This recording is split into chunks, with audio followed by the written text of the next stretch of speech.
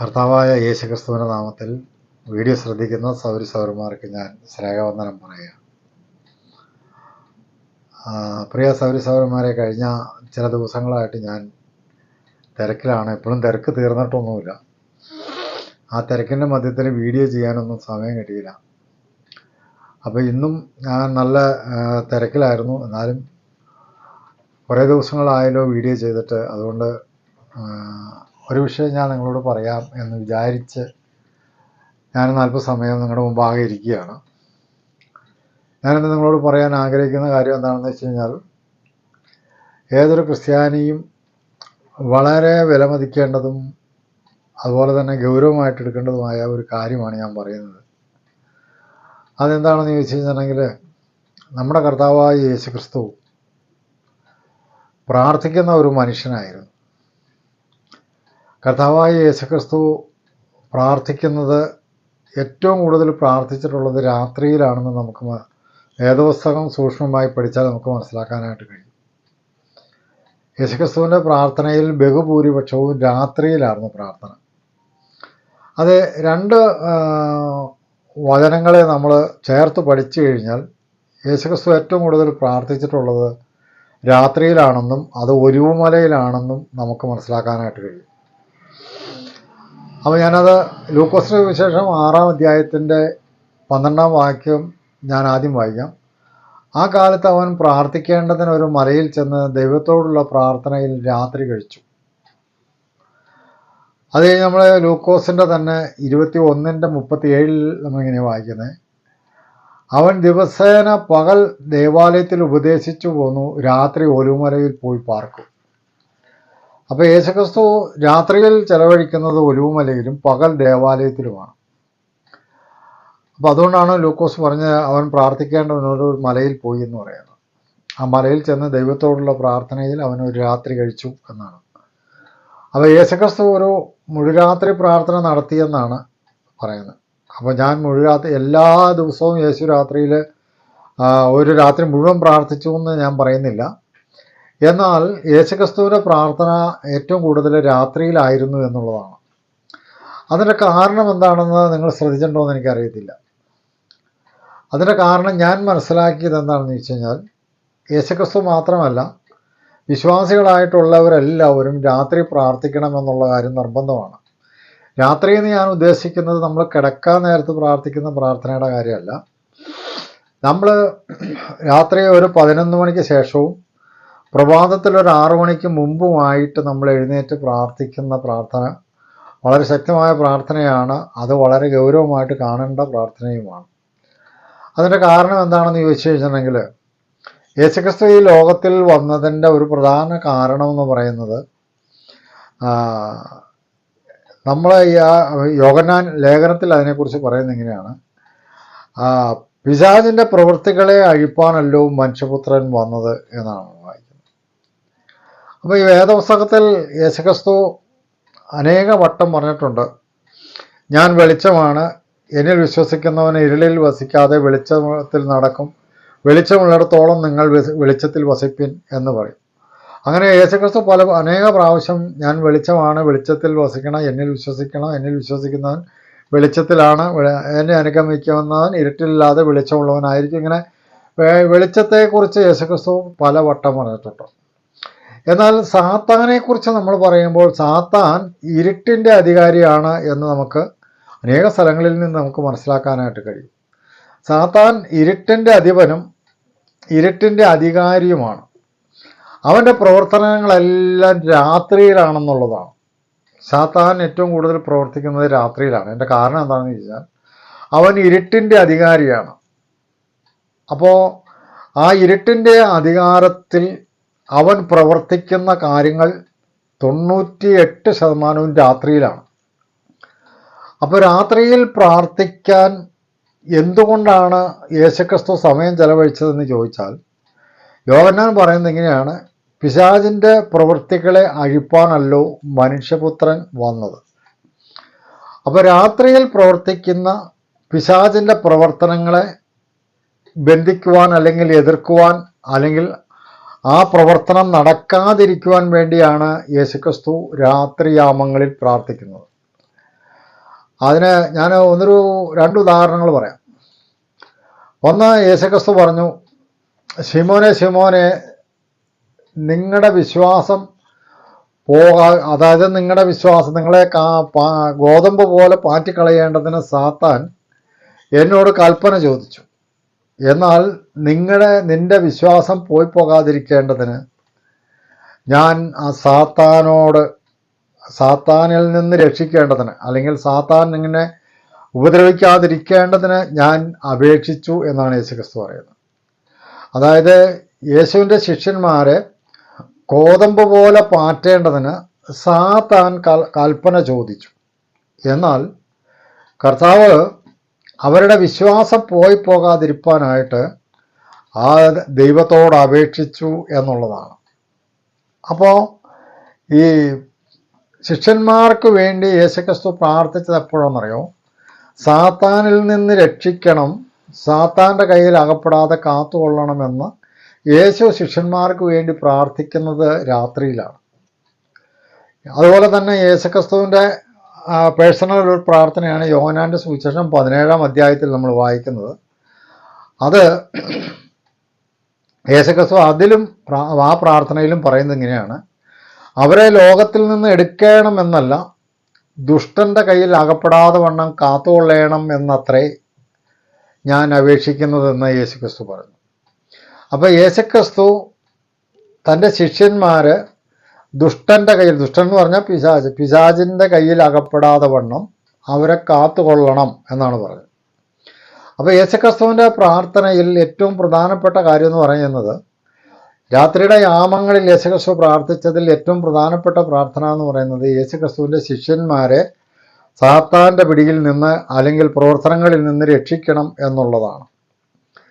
അപ്പോൾ ഇരുട്ടിൻ്റെ നിഷ്ഫല പ്രവൃത്തികൾ എന്ന് പറയുന്നത്, അതായത് തെസ്സലോനിക്ക ലേഖനത്തിൽ നമ്മൾ വായിക്കുന്നത് രാത്രിയിൽ നടക്കുന്ന പല കാര്യങ്ങൾ 5-ാം അധ്യായത്തിൽ നമ്മൾ വായിക്കുന്നത്, അതെല്ലാം തിന്മയുടെ പ്രവർത്തനങ്ങളാണ്. അപ്പോൾ അതുകൊണ്ടാണ് നാം ഇരുളിനും രാത്രിക്കുമുള്ളവരല്ല, നാം വെളിച്ചത്തിൻ്റെ മക്കളാകേണ്ടതിന് നാം വെളിച്ചത്തിൽ വിശ്വസിക്കുന്നു. അപ്പോൾ രാത്രിക്കും ഇരുളിനുമുള്ളവരെന്താ ചെയ്യുന്നറിയോ? അവർ തിന്മ പ്രവർത്തിക്കുന്നു. തിന്മയുടെ അധിപനായിരിക്കുന്ന സാത്താൻ്റെ അധികാരത്തിൽ രാത്രിയാമങ്ങളിൽ തിന്മ പ്രവർത്തിക്കുന്നു എന്നുള്ളതാണ്. അതുകൊണ്ട് ആ തിന്മയ്ക്കെതിരായിട്ട് യേശുക്രിസ്തു രാത്രി പ്രാർത്ഥനയിൽ പോരാടിക്കൊണ്ടിരുന്നു. ശിഷ്യന്മാർക്ക് വേണ്ടി പത്രോസിൻ്റെയും മറ്റ് ശിഷ്യന്മാരുടെയും വിശ്വാസം പോയി പോകാതിരിക്കേണ്ടതിന് യേശുക്രിസ്തു അവർക്ക് വേണ്ടി പക്ഷപാതം ചെയ്തു എന്നുള്ളതാണ്. അപ്പോൾ തെസ്സലോനിക്ക ലേഖനത്തിലും എഫേസ്യ ലേഖനത്തിലും പറയുന്നു, ഇരുട്ടിൻ്റെ നിഷ്ഫല പ്രവൃത്തികൾ, ആ പ്രവൃത്തികളെല്ലാം തിന്മയുടെ പ്രവൃത്തികളാണ്. തിന്മയുടെ പ്രവൃത്തികളെല്ലാം നടക്കുന്നത് ഇരുട്ടിലാണ്. ആ തിന്മ പ്രവർത്തിക്കുവാനായിട്ട് സഹായിക്കുന്നത് അല്ലെങ്കിൽ അതിനുള്ളത് ഉത്തേജനം നൽകുന്നത് അല്ലെങ്കിൽ ആ ആത്മാവിനെ അയക്കുന്നത് ഇരുട്ടിൻ്റെ അധികാരിയായ സാത്താനാണ്. അതുകൊണ്ടാണ് യോഹന്നാൻ പറഞ്ഞ് സാത്താൻ്റെ പിശാചിൻ്റെ പ്രവൃത്തികളെ അഴിപ്പാൻ അത്രയേ മനുഷ്യപുത്രൻ വന്നത്. അപ്പോൾ യേശുക്രിസ്തു ഈ ലോകത്തിൽ വന്നത് പിശാചിൻ്റെ പ്രവൃത്തികളെ അഴിക്കുവാൻ വേണ്ടിയിട്ടാണ്. അപ്പോൾ രാത്രിയുടെ യാമങ്ങളിലാണ് ഏറ്റവും കൂടുതൽ പിശാച് പ്രവർത്തിക്കുന്നത് എന്നുള്ള സത്യം നാം വേദപുസ്തകത്തിൽ നിന്ന് മനസ്സിലാക്കുന്നത് കൊണ്ട് നമ്മൾ പ്രാർത്ഥിക്കേണ്ടത് എപ്പോഴാണെന്നറിയോ? 4 യാമങ്ങളുണ്ട് രാത്രിക്ക്. അപ്പോൾ അതിൽ ഏറ്റവും കൂടുതൽ നമ്മൾ പ്രാർത്ഥിക്കേണ്ടത് 3-ാം യാമത്തിലും 4-ാം യാമത്തിലുമാണ്. ആ സമയത്താണ് ഏറ്റവും കൂടുതൽ പിശാചിൻ്റെ പ്രവർത്തനങ്ങൾ നടക്കുന്നത്. അതായത് എന്തുമാത്രം തിന്മ പ്രവർത്തിക്കാവോ, എന്തെല്ലാം തിന്മയുണ്ടോ അതെല്ലാം പ്രവർത്തിക്കുന്നത് രാത്രിയിലാണ്. അത് പ്രവർത്തിക്കുവാൻ പ്രേരകമായിരിക്കുന്നത് സാത്താൻ്റെ ആത്മാവാണ്. അപ്പോൾ സാത്താൻ്റെ പിശാചിൻ്റെ പ്രവൃത്തികളെ ഉന്മൂലനം ചെയ്യാൻ വന്ന യേശുക്രിസ്തു അവൻ്റെ പ്രവർത്തനങ്ങൾക്ക് തടയിടുവാൻ അല്ലെങ്കിൽ അവൻ്റെ പ്രവർത്തനങ്ങളെ നിഷ്ഫലമാക്കുവാൻ വേണ്ടിയാണ് യേശുക്രിസ്തു രാത്രിയുടെ യാമങ്ങളിൽ പ്രാർത്ഥിച്ചത്. അപ്പോൾ അതുകൊണ്ട് യേശുക്രിസ്തു ശിഷ്യന്മാർക്ക് വേണ്ടി പ്രാർത്ഥിച്ച് ആ ദുഷ്ടൻ തൊടാതെ അവരെ കാത്തുകൊള്ളണമെന്ന് യേശുക്രിസ്തു പ്രാർത്ഥിക്കുകയുണ്ടായി. സഹോദരന്മാരെ, നമ്മുടെ ഈ ലോകം നമ്മൾ ശ്രദ്ധിച്ചു കഴിഞ്ഞാൽ അറിയാം, അനർത്ഥങ്ങൾ അധികവും നടക്കുന്നത് രാത്രിയുടെ യാമങ്ങളിലാണ്. തിന്മ ഏറ്റവും വർദ്ധിച്ചിരിക്കുന്നത് രാത്രിയുടെ യാമങ്ങളിലാണ്.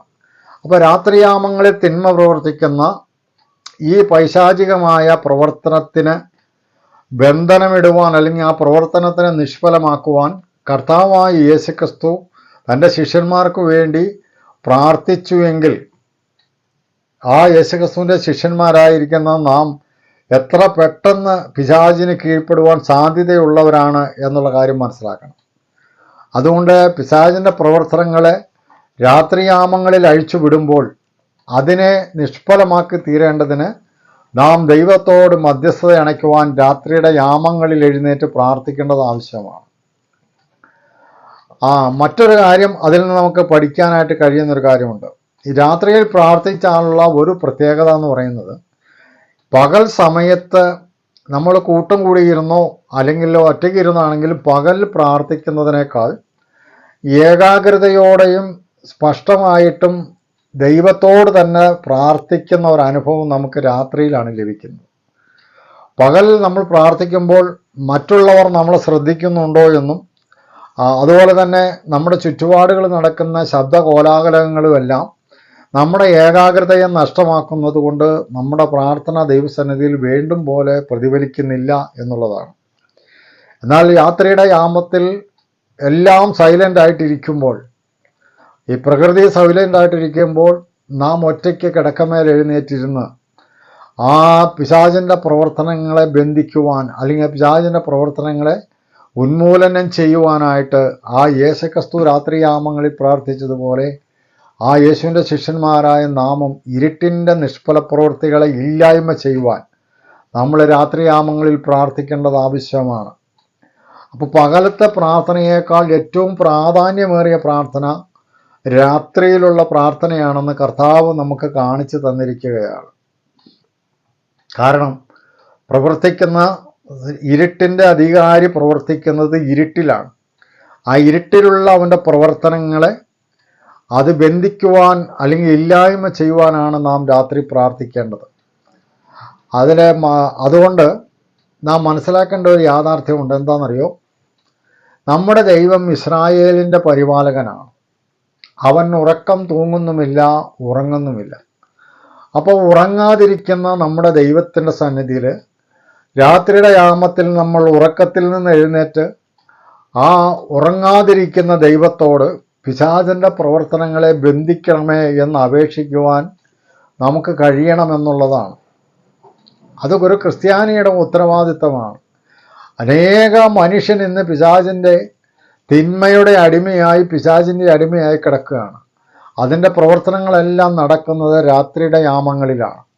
അതുകൊണ്ട് ആ പിശാചിൻ്റെ രാത്രിയാമങ്ങളിലുള്ള പ്രവർത്തനങ്ങളെ നമ്മൾ നിരോധിക്കേണ്ടതിന് ദൈവത്തോട് നമ്മൾ മധ്യസ്ഥത അണയ്ക്കാൻ പറ്റുന്ന യാമങ്ങളാണ് 3, 2, 3, 4 യാമങ്ങൾ. അപ്പോൾ ആ രാത്രിയാമങ്ങളിൽ എഴുന്നേറ്റ് നമ്മുടെ കർത്താവ് നമുക്ക് വേണ്ടി പ്രാർത്ഥിച്ചുവെങ്കിൽ നാമും നമ്മുടെ സഹോദരങ്ങളെ ദുഷ്ടൻ്റെ കയ്യിൽ നിന്ന് അകപ്പെടാതെ വണ്ണം കാത്തു സൂക്ഷിക്കേണ്ടതിന് നാമും തമ്മിൽ പ്രാർത്ഥിക്കേണ്ടത് ആവശ്യമാണ്. അപ്പം അതുകൊണ്ട് രാത്രിയിൽ കിടക്കാൻ നേരത്ത് പകൽ മുഴുവൻ ദൈവം ചെയ്ത ഉപകാരങ്ങൾക്ക് നന്ദി പറഞ്ഞ് സ്തോത്രം പറഞ്ഞ് കിടക്കുന്ന പ്രാർത്ഥനയുടെ കാര്യമല്ല ഞാനീ പറയുന്നത്. മറിച്ച് നമ്മൾ ഒന്നുറങ്ങി എഴുന്നേറ്റ് കഴിയുമ്പോൾ 2, 3, 4 യാമങ്ങൾക്കുള്ളിൽ നാം ദൈവസന്നിധിയിൽ എഴുന്നേറ്റിരുന്ന് ആരും കേൾക്കാതെ സൈലൻ്റായിരിക്കുന്ന അന്തരീക്ഷത്തിൽ നമ്മുടെ ദൈവത്തോട് പിശാചിൻ്റെ തിന്മ പ്രവർത്തികളിൽ നിന്ന് അങ്ങയുടെ ജനത്തെ രക്ഷിക്കണമേ എന്ന് അപേക്ഷിക്കുവാൻ തക്കവണ്ണം രാത്രിയാമങ്ങളിൽ നമ്മൾ പ്രാർത്ഥിക്കണമെന്നുള്ളതാണ് വേദപുസ്തകത്തിൽ നിന്ന് നമുക്ക് മനസ്സിലാക്കാൻ കഴിയുന്ന കാര്യം. അപ്പോൾ അതുകൊണ്ട് ഒരു സംഭവം കൂടി പറഞ്ഞ് ഞാൻ അവസാനിപ്പിക്കാം. നമ്മുടെ പൗലോസും ശീലാസും ഒരു വെളിച്ചപ്പാടത്തിയുടെ ശരീരത്തിലുണ്ടായിരുന്ന ഭൂതത്തെ പുറത്താക്കി കളഞ്ഞു. ആ ഭൂതത്തെ പുറത്താക്കിയതിൻ്റെ പേരിൽ ഭൂതത്തിൻ്റെ തലവനായിരിക്കുന്നവൻ അവർക്ക് കൊടുത്ത കഷ്ടതയും പ്രയാസങ്ങളും മുഖാന്തരമായിട്ട് അവരെ പീഡനം കഴിഞ്ഞത് കൂടാതെ അവരെ തടവിലാക്കുകയും ചെയ്തു. ആ തടവിൽ കിടന്നുകൊണ്ട് അർദ്ധരാത്രിക്ക് പിശാചിൻ്റെ പ്രവർത്തനങ്ങൾക്കെതിരായിട്ട് വെളിച്ചപ്പാടത്തിയുടെ ആത്മാവിനെ പുറത്താക്കിയ ഒരൊറ്റ കാരണം കൊണ്ട് പിന്നെ പിശാച് അടങ്ങിയിരിക്കൂ. അപ്പോൾ പിശാചിൻ്റെ പ്രവൃത്തി കൊണ്ട് ഇവരെ ബന്ധിച്ചിട്ടു എന്നുള്ളതാണ്, തടവിലാക്കി എന്നുള്ളതാണ്. എന്നാൽ അർദ്ധരാത്രിക്ക് പൗലോസും ശീലാസും എഴുന്നേറ്റ് പ്രാർത്ഥിച്ച് ദൈവത്തെ പാടി സ്തുതിച്ചപ്പോൾ അവിടെ ബന്ധനമഴിഞ്ഞു, അവിടെ അവരുടെ ചങ്ങല പൊട്ടി തടവ് തുറന്നു എന്നുള്ളതാണ്.